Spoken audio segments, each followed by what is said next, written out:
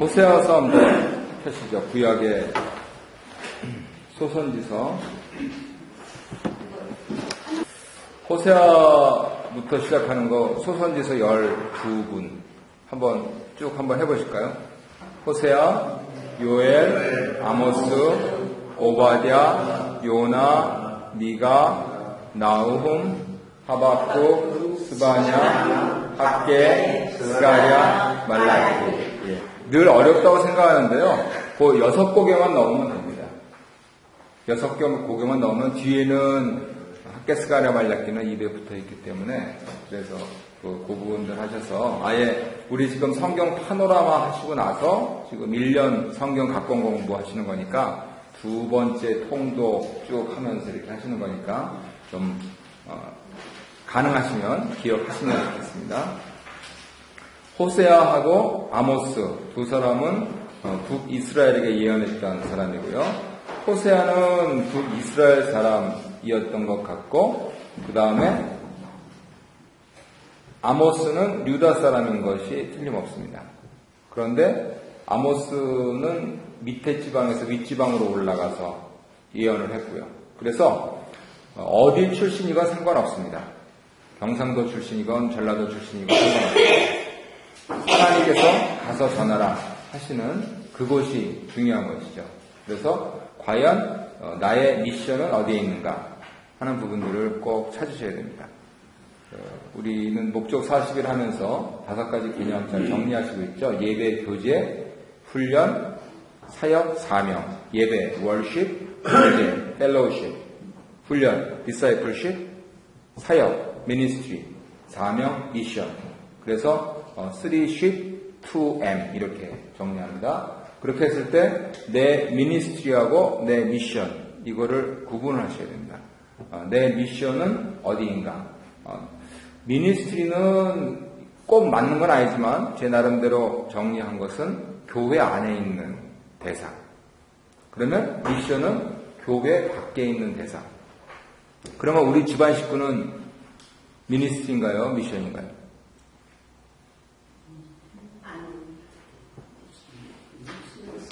네. 우리 집안 식구가 교회 안에 있으면 미니스트리일 거고 교회 밖에 있으면 미션이겠죠. 그래서 우리 식구라도 미니스트리인가 미션인가 하는 것을 잘 생각하셔야 됩니다. 둘이 뭐가 다르냐? 미니스트리는요 서로 의논해야지 나 혼자 결정하면 안 됩니다. 미션은 복음을 전파해야 돼요.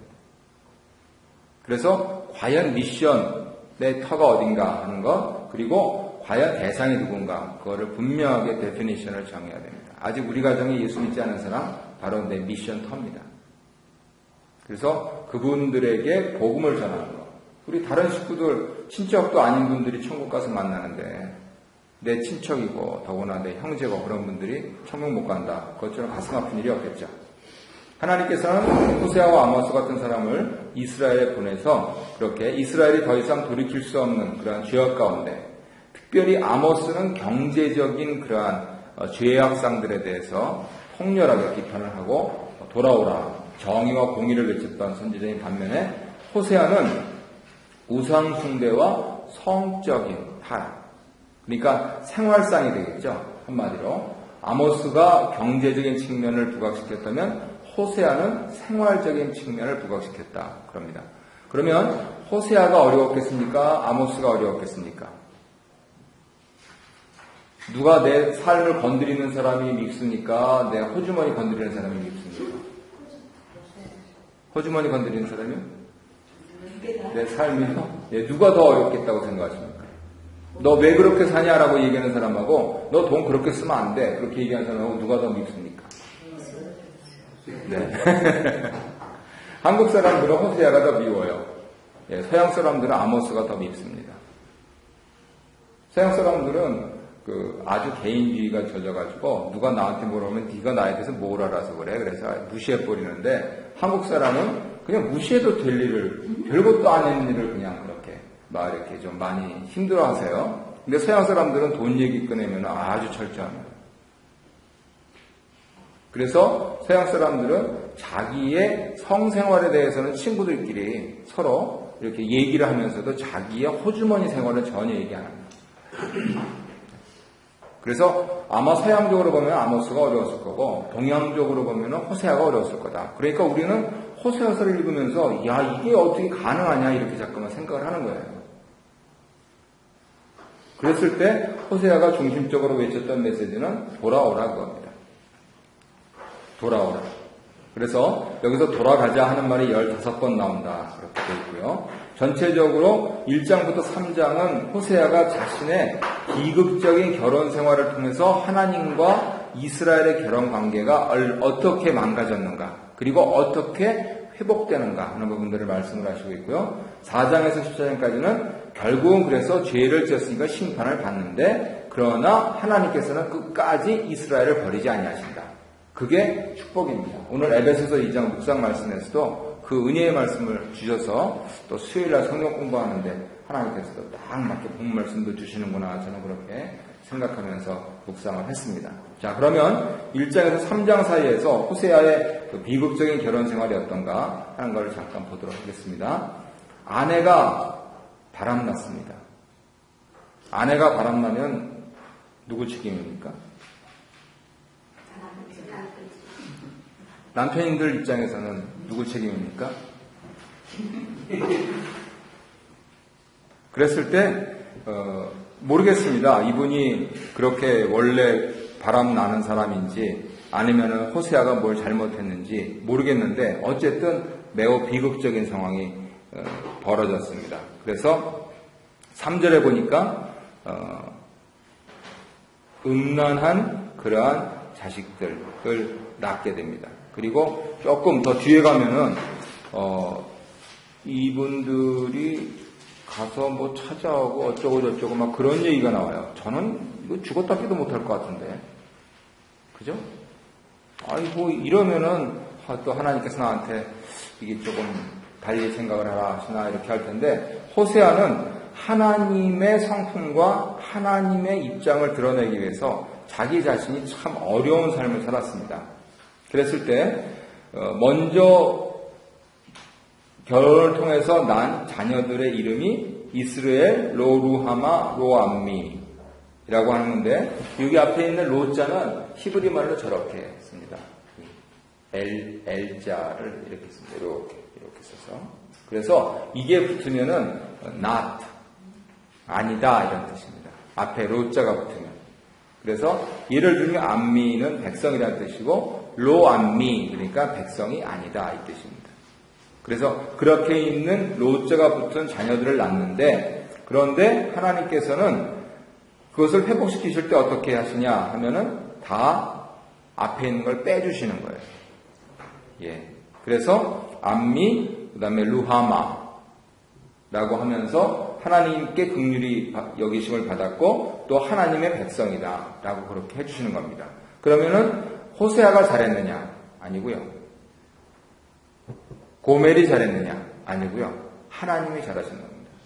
그래서 우리는 우리의 구원을 생각하면서 내가 어떻게 해서 하나님 백성이 됐고 하나님께 긍휼히 여기심을 받았는가? 하나님이 다 선택해줘서 하셨다.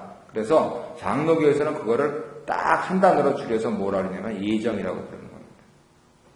하나님께서 다 알아서 날 구원해 주셨다. 그렇게 내가 뭐를 어떤 좋은 일을 해서 해주신 게 아니고요. 하나님이 오늘 묵상 말씀대로 나의 허물과 죄로 죽었는데 자기 아들을 보내서까지, 자기 아들을 죽여서까지 나를 살리심으로써 우리는 그것을 뭐라 하냐면 은혜라고 부릅니다. 그 은혜를 통하여서 나를 자기 백성 삼으셨다. 그게 구원입니다. 그러면 내가 그러한 구원에 대한 기쁨을 만끽하는 사람이라면 여러 가지 생활적으로, 경제적으로 그 구원을 전해야 되는 거죠. 내가 은혜를 받았으니까. 그런데 우리들은 구원에 대한 감격이 조금 충분치 못한 것 같아요. 그러니까 내가 은혜를 베푼 것은 내가 보답을 받아야 돼요. 그렇게 잠깐만 생각을 하죠. 근데 그게 인지상정이겠죠. 심지어는 부모 자식 간에도 내가 너를 어떻게 키웠는데 뭐 이렇게 말씀을 하시는 거 보니까 그거는 당연한 것 같은데 그런데 성경적인 은혜의 개념은 정말 공짜입니다. 더구나 무자격으로. 호세아와 그리고 그의 아내 고멜과 같은 가정도 그 사이에서 난 자녀에서 롯자를 떼버리시면서 하나님의 백성이고 하나님의 택하심을 입었다, 긍휼하심을 입었다라고 하심에도 불구하고 우리는 마치 내가 뭐가 좀 있어서 그런 것처럼 그렇게 하고 다른 사람이 나한테 하는 것에 대해서는 철저하게 따지죠. 심지어는 남편과 아내 사이도 철저하게 따집니다. 그게 현대 가정의 비극이죠. 옛날에는 여성들이 힘이 없어서 글자 그대로 억눌려서 살아서 좀 괜찮았는데 요즘에는 좀 사회도 변하고 법도 변하고 그러니까 한국에서 요즘 황혼 또 이렇게 이혼도 많아지고 그런다 그러더라고요. 50대 말에. 그래서 저는 한국 가더라도 50대 말 지나서 가려고 해요. 괜히 또. 네. 예. 그래서 그런 부분들이 그러면은 옛날처럼 여성들이 억눌려 살아야 되냐? 아니에요. 절대로 그렇지 않습니다. 그러면 요즘처럼 그래야 되느냐? 아니요. 그러면 안 됩니다. 성경을 배우고 성경대로 살고자 하는 사람은 과연 하나님이 나를 은혜로 해주신 것처럼 지금 여기 있는 사람을 내가 은혜로 하나님의 은혜에 감사해서 눈에 보이지 않는 하나님께는 어떻게 할 수가 없으니까 눈에 보이는 나의 이웃, 나의 이웃에게 한다면 나의 가족들한테 왜 안 하겠어요? 그리고 나의 가족들한테 한다면 친척들한테도 좀 해야 되지 않겠어요? 그리고 그런 걸 연습하려고 매주 교회 나와서 교인들한테 연습을 하는 거고. 물론 똑같지가 않죠. 가족은 가족이고 교인은 교인이죠. 그건 사실입니다. 우리가 육신을 입고 있기 때문에. 그러나 내가 은혜를 입었다. 그래서 그 하나님의 은혜를 감당할 길이 없어서 내가 은혜를 베푼다. 라고 하는 부분들은 깊이 생각을 해봐야 됩니다. 결국은 내가 하나님의 은혜를 제대로 만끽한다면 순도 100% 긍휼력이고 나의 사람이라고 받아들이고 그리고 하나님께 함께 모이는 그런 것으로 할 수가 있겠죠. 저는 좀 이렇게 이번 주 지난주 이렇게 지나면서 좀 이상한 소리를 들었어요. 우리 교회에 파가 있다 뭐 이렇게 그래서 우리 교회에 무슨 파가 있어? 대파, 양파, 쪽파? 근데 뭐 파가 있다 그래가지고 그런가? 네. 근데 저는 그거 몰랐거든요. 파가 있다 그래가지고 뭐 그냥 대파, 양파, 쪽파 뭐 이거면은 괜찮고 뭐 아무개파 그러면은 그거는 좀 우리가 은혜를 잘 모르는 겁니다. 파가 있다. 물론 사람들이 모이면 서로 선호도가 다를 수는 있죠. 아무래도 어떻게 모든 사람은 이렇게 똑같이 하겠어요. 그렇지만 그게 파단까지 간다. 만약 그 말이 사실이라면은 아마 하나님께서 굉장히 혼내실 겁니다. 아마 3차 대전 벌어질 겁니다.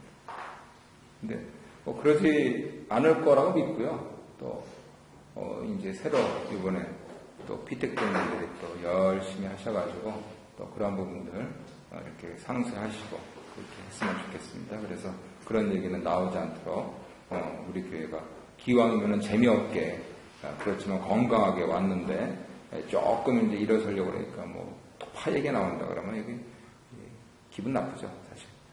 그러려면 진작부터 파만 들어가지고 창업파 또 그다음에 1세대파, 2세대파, 뭐 연안파, 뭐 러시아파 뭐 그렇게 다 만들어 버리죠.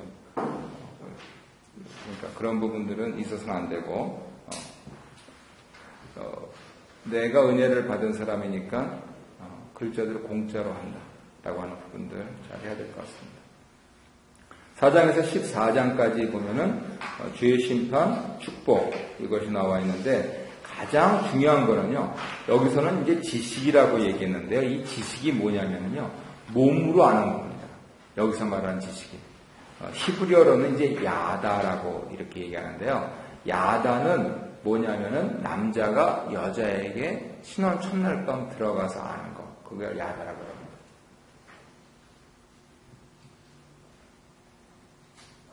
그래서 하나님을 모른다. 그런 거는 신혼 첫날 밤을 안 보냈다는 뜻입니다. 교회는 30년을 다녔는데 나는 하나님을 잘 몰라. 그거는요, 부부 생활을 안 했다는 겁니다. 그러니까 부부 생활 안 하니까 당연히 애가 없죠.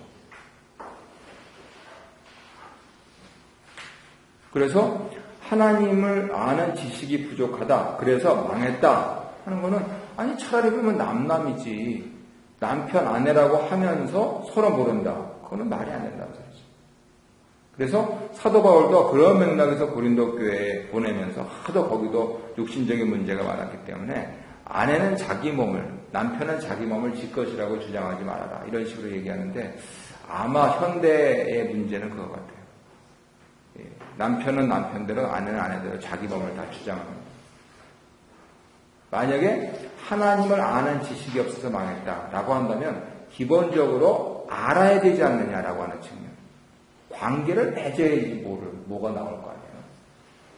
관계를 안 맺고 어떻게 한단 말이에요. 그래서 아마 많은 현대교회들이 살짝 발끝만 예배당에 들여놨다가 아유 그거 더 이상 들어가면 복잡해지니까 하면서 이렇게 신앙생활을 하지 않는가 하는 걸로 적용해 볼 수도 있을 것 같아요. 두 번째는 가짜들이 많습니다.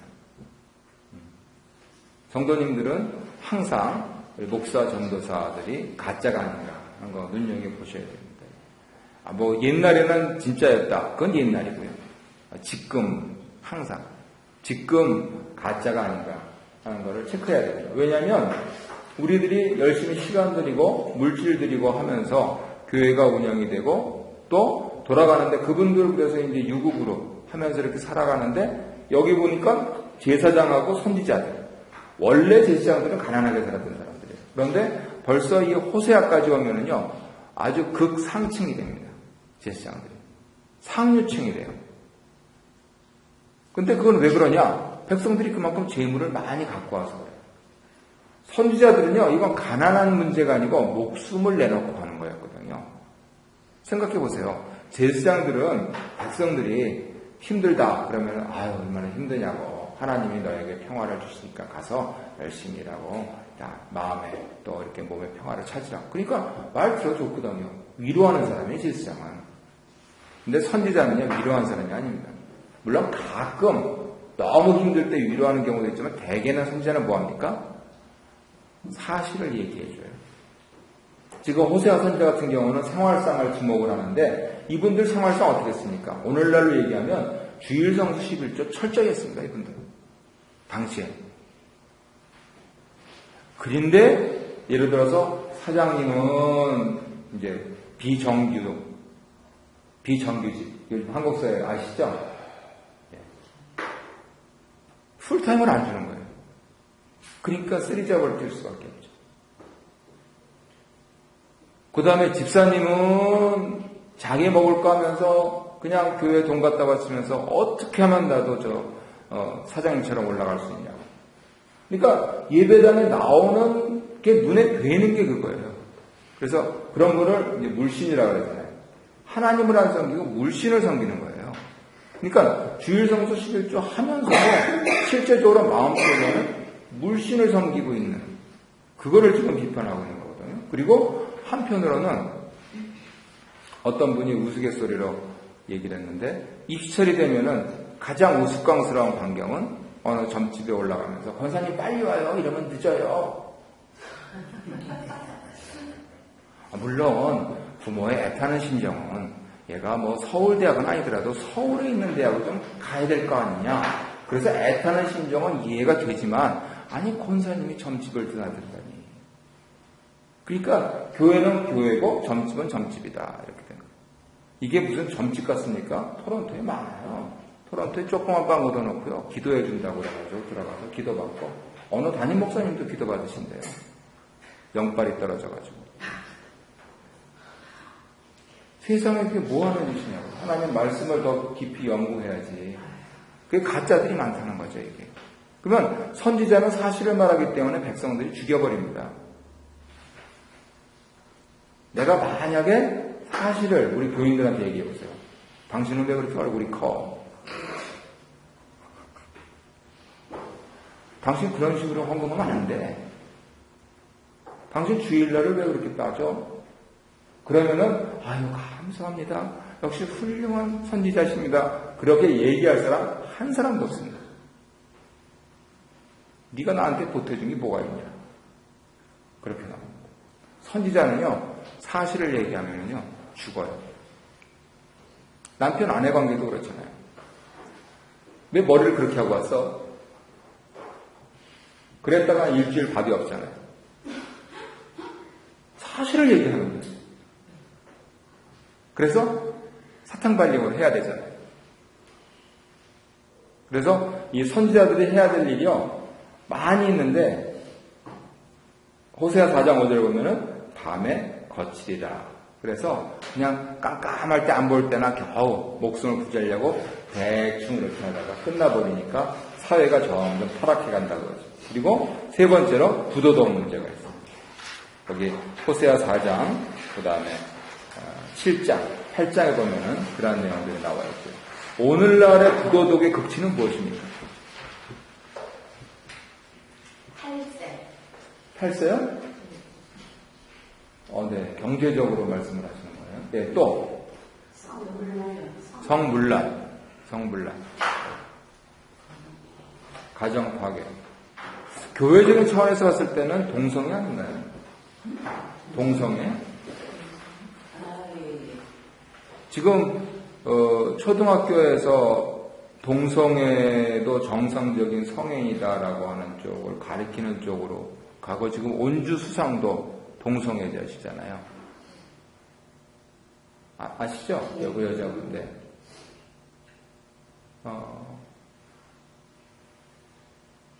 교회적인 차원에서는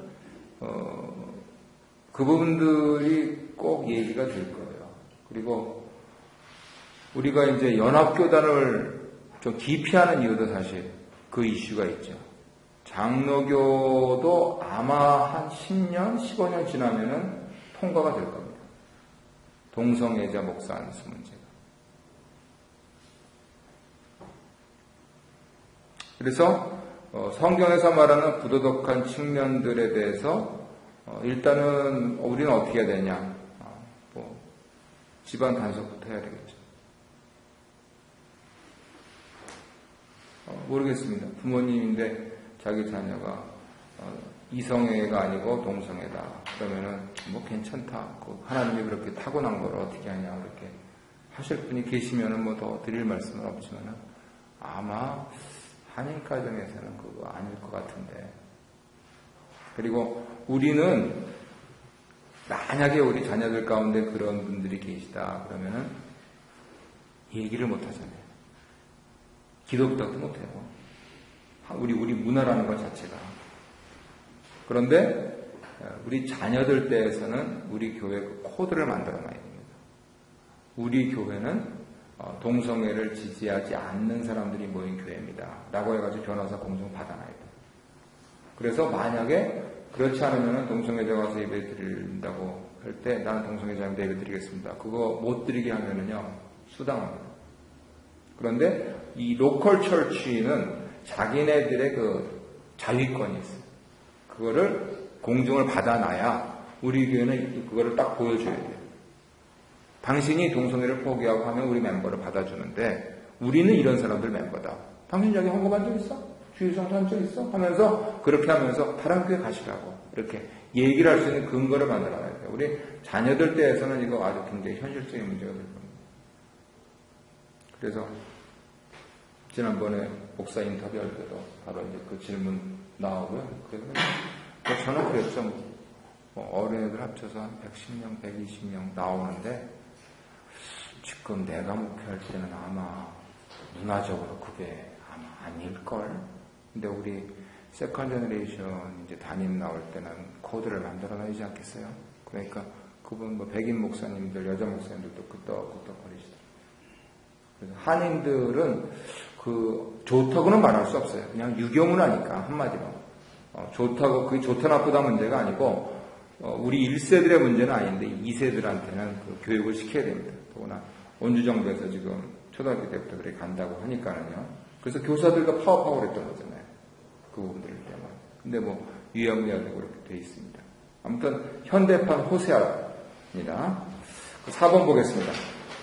이스라엘에 대한 심판과 징벌. 여기 바람 나오고 광풍이 나옵니다. 그리고 하나님의 기억이 나오고요. 칼이 나오고요. 바람이 불면은 좋습니다. 그런데 성령의 바람이 불어야 돼요. 메뚜기 바람이 불잖아요. 그거는 있는 것도 없어지는 겁니다.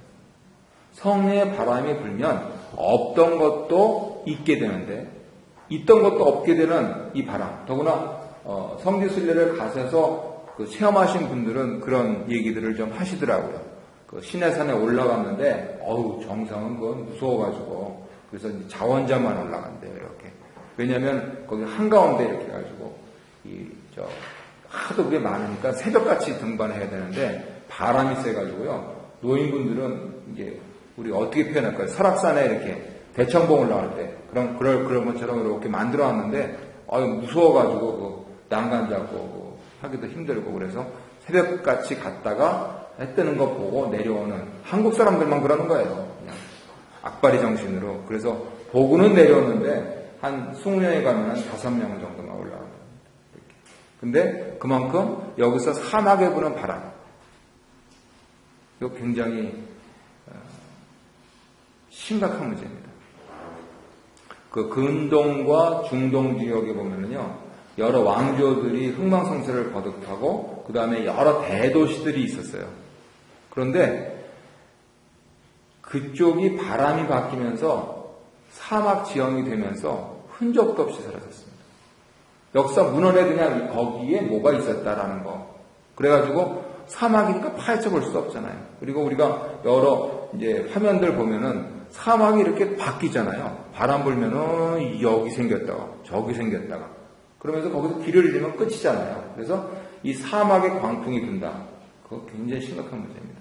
아무리 내가 평생 들여서 쌓아놔도요, 한 번 바람 불면은 끝입니다. 지금 인류가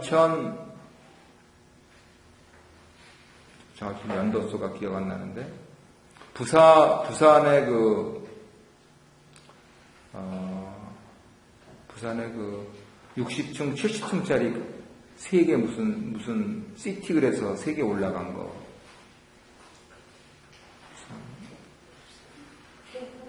예, 센텀 시티인가요? 예. 그거 진 사장이 그랬어요. 2030년인지 40년인지 그때 되면은 1.6km까지 고층 빌딩 질 수 있답니다. 1.6km.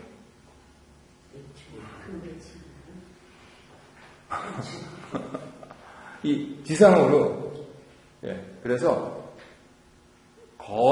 건축사들이 가장 신경 쓰는 게 바람이에요. 뭐 지진이 이건 둘째 문제고, 일단은 10층 이상 올라가면은 이게 흔들려 버리니까. 아니, 근데 70층 위에 이게 어떻게 버티냐고. 근데 그것도 대단한데 1.6km로 올라가 버리네요. 그래서 짓게 된다고 걱정하지 말라고 그러더라고요. 근데 제가 그 인터뷰를 들으면서 그거 하나님 바람 한번 훅 불면 그거.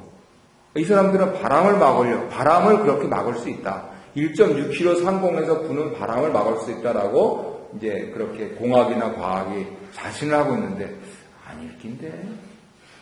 이제 그 생각이 들더라고요. 상상이 안 되더라고요. 1.6km 어떻게 올라가는지. 야, 그건 크레인은 아니고 뭐 다른 걸로 이제 좀 쌀려나 보다, 이제. 그래서, 근데 아무튼 대단합니다. 그래서 이 바람의 문제, 이것도 굉장히 재미있는 주제고요. 성경에서 자주 나오는 그런 내용들이기 때문에 꼭 기억하셔야 됩니다. 우리는 신자로서 무슨 바람을 기대해야 됩니까? 성령의 바람입니다. 네. 제가 이 바람을 제대로 못하는데, 여기 바람, 목에서 나온 소리로, 이렇게, 루아흐라 그러는데요. 그것이 이제 바람입니다. 생기를 불어넣으시니 하나님께서 생명이 된지라 했을 때 그것이고, 그 다음에 신약적으로는 푸뉴마. 그래서 그것도 역시 여기에 이제 해서 그리스식으로 이렇게 발음해야 되는데, 그것 말고 또 비슷한 것이 이제 푸시케가 있습니다. 푸시 하고 나가는 겁니다. 그거는 헛된 바람. 그 다음에 이 생명의 바람은 푸뉴마 이렇게 하면서 이제 성령을 그렇게 표현하죠. 한글 성경에 하나님의 영이라고 하는 건 이제 루하오를 그렇게 표현한 거고, 그 다음에 성령 할 때는 이렇게 푸뉴마 이것을 이렇게 표현한 겁니다. 그래서 바람에 대해서 좀 주제를 꼭 기억하시기 바랍니다. 그리고 이스라엘이 궁극적으로 축복받는다. 그거는 다른 길이 없습니다. 하나님께 돌아가는 길밖에 없습니다. 그래서 호세아의 주제가 돌아가자. 몇 번 나온다 그랬습니까? 15번입니다. 그래서 오늘도 15번 돌아가셔야 돼요. 오늘도. 24시간 중에서 15번 돌아가시려면은 기본적으로 7, 8시간 주무신다고 봤을 때 매 시간마다 돌아가셔야 됩니다. 무슨 말씀인지 아시겠죠? 네. 매 시간마다 하나님 하면서 하나님 제가 또 알고도 모르고도 또 생각 속에서 또 여러 가지 운전하면서 그런 부분들 하나님 저를 긍휼히 여겨 주십시오. 이렇게 하나님께로 돌아가기만 하면 사는 거예요. 그리고 거기에 주의 영을 주십시오. 제가 이걸 해결할 수 있게 해주십시오. 도와주십시오. 또 조금 어려운 사람 있으면 하나님 이분하고 이렇게 잘 끝내게 해주십시오. 좋은 사람 있으면 이런 사람은 계속 붙여주십시오. 오늘 좋은 날이 있으면 모든 날이 오늘 한번 갖게 해주십시오라고 하면서 그렇게 15번. 그러면 주무시는 시간 빼면 매 시간 이렇게 하나님께 기도하면서 사시면 궁극적인 축복을 받을 수밖에 없고, 이러한 사상을 우리 자녀들에게 물려줘야 됩니다. 너 1교시 끝나고 기도해라. 2교시 끝나고 기도해라. 또 너는 졸았어도 괜찮다. 하나님이 지혜 주시면 다 알게 하실 거다라고 하면서 우리 자녀들에게 매 순간 돌아가는 그 길을 가르쳐야 됩니다. 요엘서 보겠습니다. 유다 선지자인데요. 굉장히 초기 선지자입니다. 다시 한번 소선지자가는 대선지자에 비해서 하나님께 예언을 받은 게 적다. 그런 뜻이 아니고요. 소선지자는 원래 하나였습니다. 한 묶음이었습니다. 호세아부터 말라기까지. 그렇게 하면서 이스라엘이 심판받아 마땅한데 어떻게 하나님께서 구원의 서광을 비치시느냐. 여기까지. 호세아서가 그 내용이고 말라기가 그 내용이거든요. 그렇게 해서 한 묶음으로 돼 있는 것. 그런데 그렇게 선지자들 각자가 조금씩 받은 것. 그래서 편의상 지은 것이라는 거죠.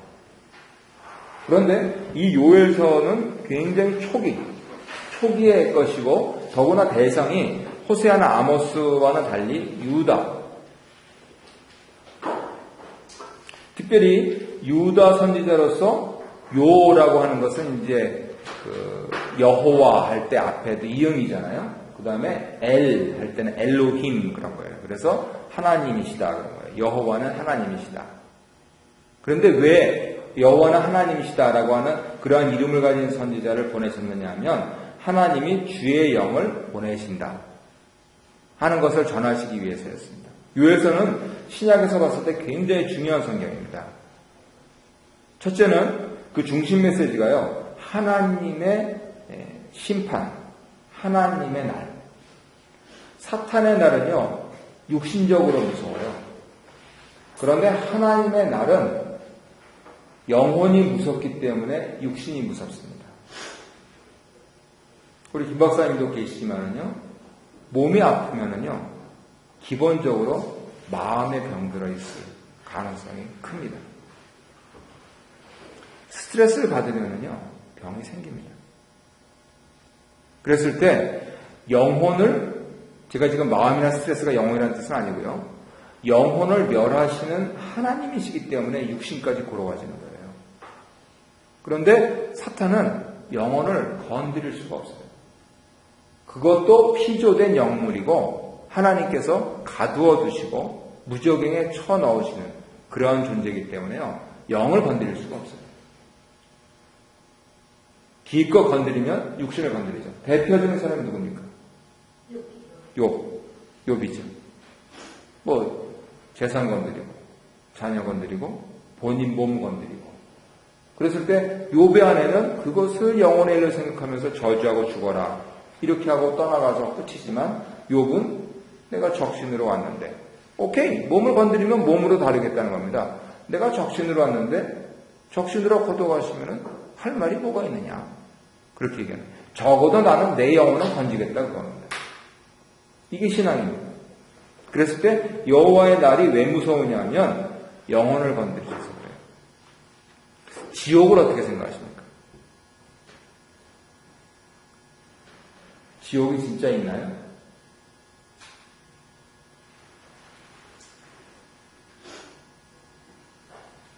유튜브에서 유명한 게 뭐 안젤라 소녀가 그거 보고 오고, 뭐 최근에 어느 목사님이 또 무슨 최진실 씨 뭐 이렇게 그 최진실 씨 뭐 그런 녹음하고 뭐 이렇게 뭐 했다고 그래서 또 뭐 조작했느냐 어쩌느냐 그런 얘기 나오고.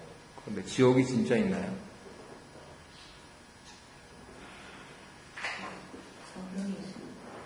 네. 그러면 지옥은 어떤 상태죠?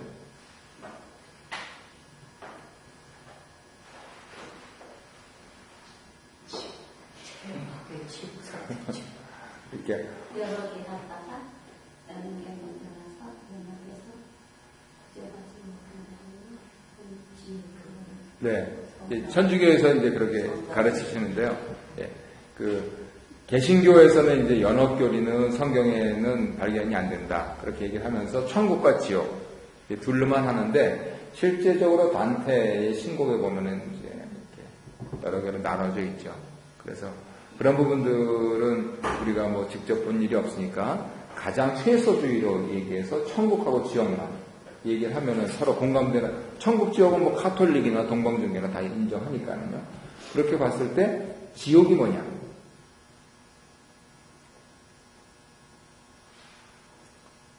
지, 땅지, 오, 예.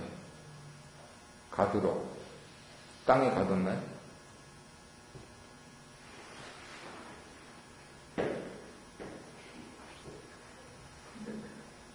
여기서 지옥을 살 수도 있을 것 같고, 천국을 살 수도 있을 것 같고. 네. 우리가 너 그러면 지옥 가 라고 했을 때 무슨 뜻으로 얘기하는 건가요? 나쁘다는 뜻이죠. 네. 구체적으로 어떻게 나빠지는 건가요? 제대로 올바로 살고 거짓말하고. 네. 네. 벌 받는다, 저주 받는다. 그러면 이제 너 재산 있는 거 다 잊어버리고, 건강 잃고, 니네 가족들 다 흩어지고, 그런 뜻인가요? 벌 받는다가? 그건 아니지. 나를 해치는 거. 나는 그냥, 나는 해치고, 나는 상처 주고. 예. 그래서 그렇게 한 사람들한테 너 지옥 가. 그러면은, 그렇게 한 사람, 남을 해친 사람이 받을 그 벌이 뭐죠? 저희가 살면서 실제로 이렇게 고통스러운 경험들이 있잖아요, 다들. 근데 이제 그것이 그 지옥이라는 거를 생각을 해보면 살면서 그 고통스러운 순간을 기억하기 때문에 지옥이라는 게 여기서 경험한 어떤 그것보다 훨씬 더 나은 그 큰 고통? 이런 거를 고통스러운 상태. 고통스러운 상태. 빛이 없고 서로 무수게. 네. 여기서 천당이 우리가 잘 모르니까 우리가 살면서 행복하고 기쁘게 사는 게 바로 천당과 같은 그런 생활인데, 지옥이라는 정말 인간으로서 인간이 오지 않게 살고 기본이 없는 사람들. 네. 그런데 시편에도 많이 있듯이 그런 사람들이 잘 살아요. 네. 떵떵거리고 잘 살고 좋은 차 끌고 그러면은 지옥이라는 게 좀 없는 것 같아요. 근데 그거는 눈에 보이는 가시적인 거고 실제로 그 사람 마음속에서 느끼는 고통은 저희가 알 수가 없잖아요. 근데 훨씬 더 불안하고 심리적으로 네. 공부가 항상 외롭고 고독하고. 네. 근데 우리는 또 그러면은 그런 상태에서는 재미없는 천국 캐나다보다는 지옥 같은 한국 가서 살겠다라고 이렇게 우스갯소리를 그러시잖아요. 거기서 공기도 나쁘고 물도 안 좋고 그렇더라도 나는 그 지옥 속에서 내 친구들, 내 제가 가족들하고 살아봤는데 그게 행복하지 않더라고요. 항상 마음이 지옥을 살아보셨군요. 네. 장소 때가 문제가 아니라 장소는 그 마음 상태가 문제가. 상태요. 장소는 그러면은 잘 모르겠다. 장소도 중요하죠. 지옥에 거지에 가서 잠깐만요. 권사님 하시고, 네. 지옥에 우리가 이제 그 장소랄까 지옥에 대해서 완전하게 모르니까. 네. 안 가봐서 모르죠. 네. 장소는 상관없는 것 같아요. 장소는 어느 나라든지 장소는 상관없고. 예. 예. 장로님, 아까 말씀하신. 아니 뭐 거지 나사라고 부자는 지옥가고 거지 나사라는 뭐 확실히 거기서 뭐 물 한 방울이 아쉬워서 방금 귀는데 뭐 지옥이 뭐 확실히 얘기한 건 네. 예수님께서 이제 그 부분들을 비유로 말씀을 이제 하셨거든요. 그 거짓 나사로. 그래서 결국은 신자들 입장에서 지옥을 이해할 때는 예수님만 하늘에서 오신 분이잖아요. 예수님만 음부에 내려가신 분이잖아요. 그리고 우리한테 말씀해 주시잖아요. 그러니까 예수님 말씀이 우리가 믿을 수 있는 뭐 유일하고 확실한 증거인데 예수님이 생전에 복음을 전하시면서 너희들 이렇게 해라 이렇게 하면 안 된다라고 할 때 그 중요한 예를 드신 거예요. 거지 나사로, 부자와 거지 나사로의 비유를 드셨는데 그게 비유라는 거죠. 비유라는 거는 이거는 이렇다 그런 게 아니고 이거는 이것과 같다 이렇게 말씀하시는 거예요.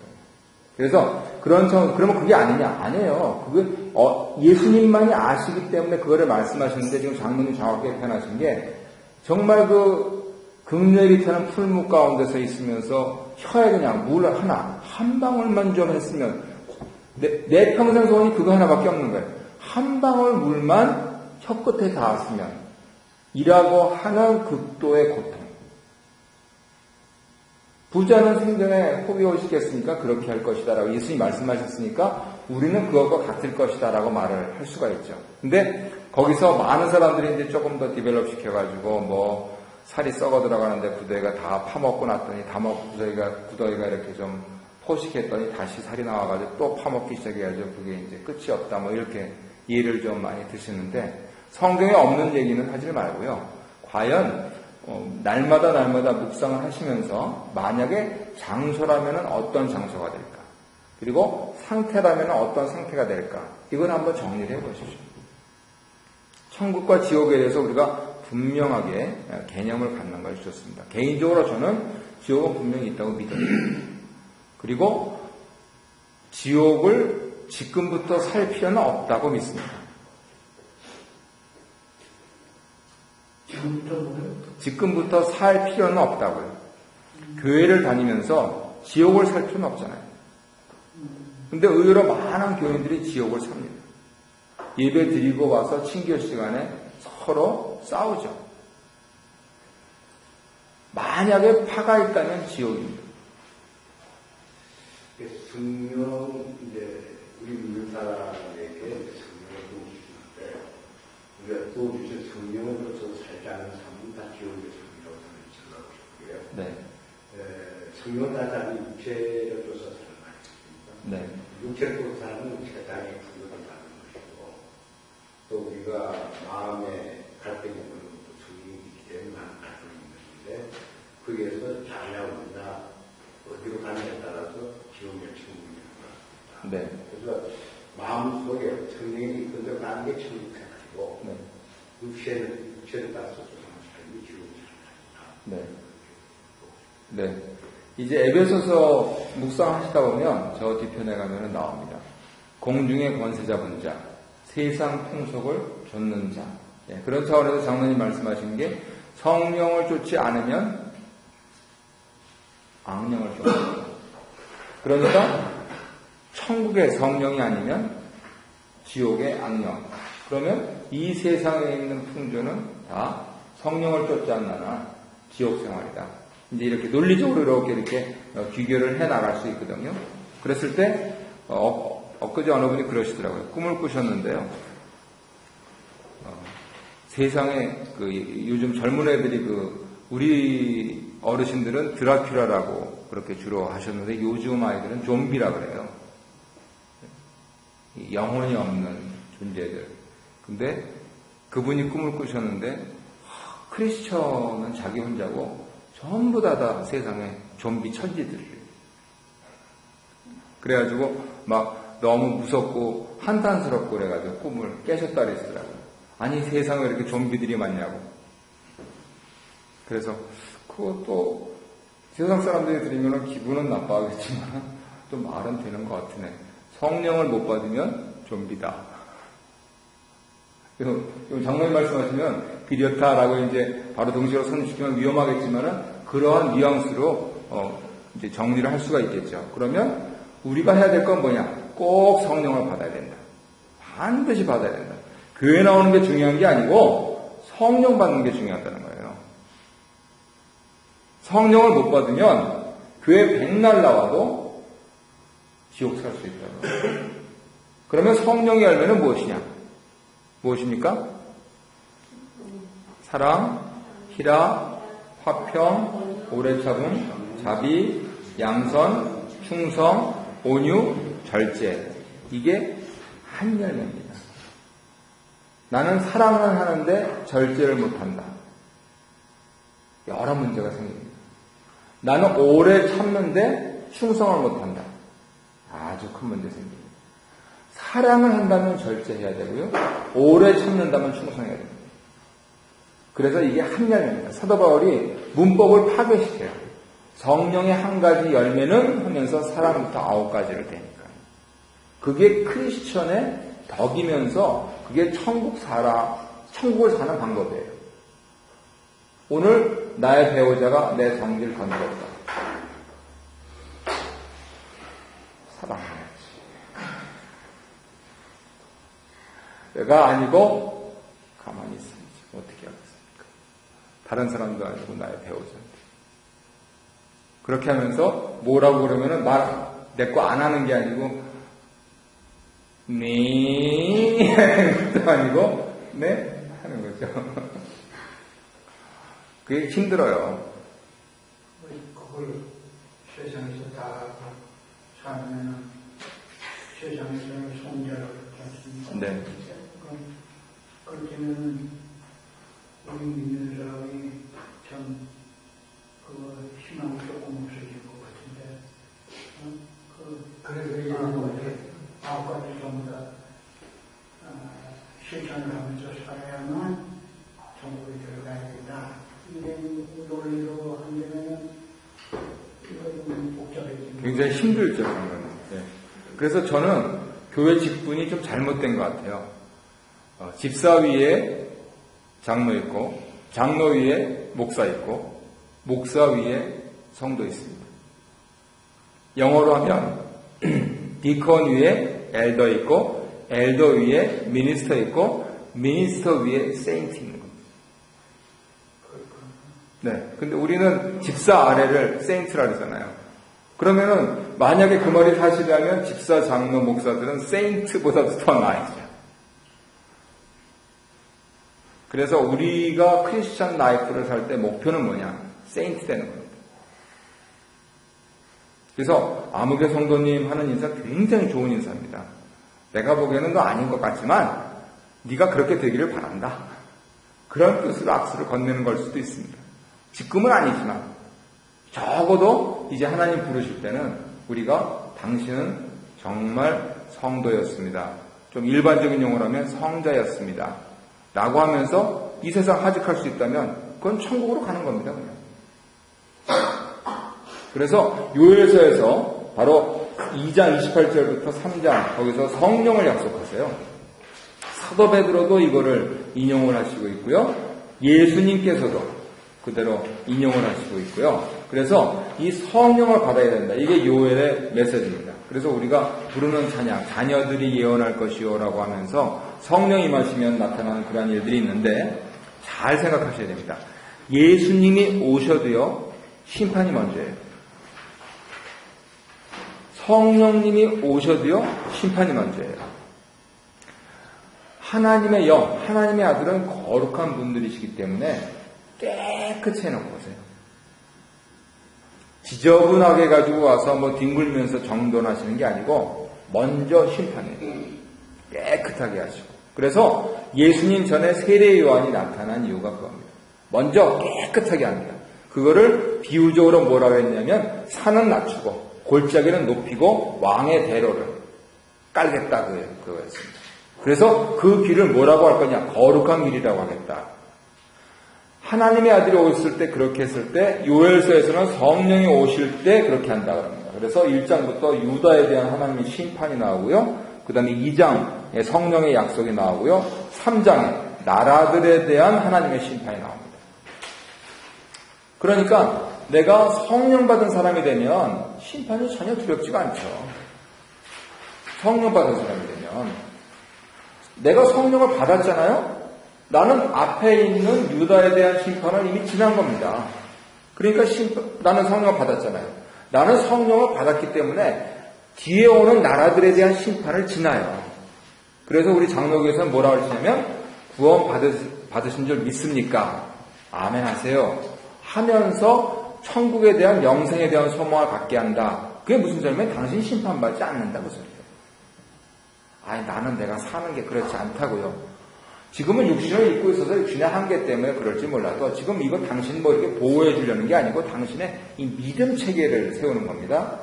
내가 좀 부족하게 살아도 날마다 지금 아까 호세아서에서 봤잖아요. 하루에 15번 하나님께 돌아가면서 아유 하나님 그러시면서 점점 연세가 드시면은요 옛날에 젊었을 때 가졌던 육신의 안목의 이생의 그런 부분들 다 내려오고 조금 뭐 드시고 싶은 거 조금 있고 조금 몸 좀 더 편하고 싶은 거 그거 외에는 별로 없어요. 그러면은 우리가 평생 자녀선 위해서 기도하고 교회에서 기도하고 하면서 성령님 내게 오십시오. 성령님 우리 목사님 우리 장로님 우리 집사님들에게 성령을 부어주십시오 라고 하면서 기도하시면은요 그 자체가 거룩한 성자의 삶이에요. 그래서 내가 성령을 받은 사람이 되면 심판 지났죠. 심판 안 오죠. 그래서 구원받는 거예요. 이게 하나 걸렸다 그러면 심판받는 거예요. 예수를 안 믿어요. 그러면 벌써 예수님이 뭐라 그러셨어요? 심판을 받았다 그러셨어요. 죄에 대하여, 의에 대하여, 심판에 대하여 라고 말씀하시면서 믿지 않아서 세상 왕들이 이미 심판을 받았다라고 하신 거예요. 우리는 심판 안 받았으니까 성령 주신 거고 성령 받았으니까 안 받을 거고 그리고 요엘서의 구조로 보면 이렇게 말씀을 드릴 수 있는 거예요. 물론 이제 성경신학을 전공해서 요엘서를 이제 작구적으로 해석하면 저처럼 이렇게 해설을 하면은 좀 문제 있다는 겁니다. 저는 구조주의적으로 이렇게 해석을 한 거예요. 요엘서 1장, 2장, 3장 보란 말이죠. 그러면 가운데 성령을 주시면서 성령 받아라. 하나님의 날이 임할 때에 성령 받아야 산다 하는 이 중심 메시지를 보면 봐라. 나는 성령 받아서 목사까지 하고 있는데 이제는 나하고 죄 많이 지었어. 한데 하나님 심판 안 하셨단 말이야. 내가 이렇게까지 평생 목사하다가 숨 넘어가면 하나님이 날 심판하시겠냐? 그러니까 난 구원받은 사람이라고. 저는 제 논리가 맞는 것 같아요. 그래서 성도님들께서 생각하실 때도 나는 뭐 이렇게 죄악 가운데 그렇게 생각하지 마시고 성령을 주십시오. 내가 성령을 받았느냐? 라고 하는 것에 포인트를 주시라는 거예요. 그러면 앞에 심판도 지나가고 뒤에 심판도 지나가는데 뭘 우리 사서 걱정을 하냔 말이죠. 그래서 오늘 죽어도 전혀 걱정이 없어요. 난 성령 받았기 때문에. 성령 받아서 목사까지 하고 있잖아요. 그러면 성령 받으셔서 내가 신자로 살아라. 그럼 나 오늘 죽어도 구원의 확신이 있다는 거죠. 그래서 요엘서 말씀을 통해서 보면은 그렇게 하시고 결국 이제 유다 나라를 다시 심판하신 하나님께서 3장 18절부터 회복시키십니다.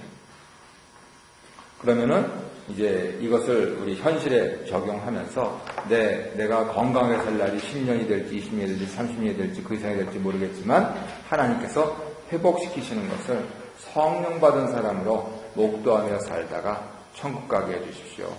그렇게 기도하는 게 얼마나 좋은 기도입니까? 오늘 뭐 만불 주세요 하는 기도보다는 저는 더 좋은 기도 같아요. 이거는 따놓은 당상이잖아요. 어디까지 와서도 사시잖아요. 뭐 정도차가 있지만은 사시잖아요. 식사하시고 자녀들 크고 또 힘들게 노동하면서 그렇지만 주일날 와서 찬양하고 기도하고 말씀드리면서 사시잖아요. 그러면은 하나님 회복시키시고 적과 꿀이 흐르는 그것 내 자손들이 좀 어떻게 그렇게 될래나 라고 하면서 기대를 갖고 그 기도하는 게 굉장히 좋은 기도입니다. 그게 천국이죠. 뭐 딸리 천국이 있어요. 벤치 타면 천국입니까? 그거 한번 차사고 나면 얼마나 속상하겠어요. 부품값만 하면. 그렇죠? 질문 있으십니까? 감사합니다. 그러면은 다음 주는 조금 쉬고요. 제가 요거 아모스 20지 말고 갖고 오시고요. 그렇게 계속 하도록 하겠습니다. 주기도문으로 마치겠습니다.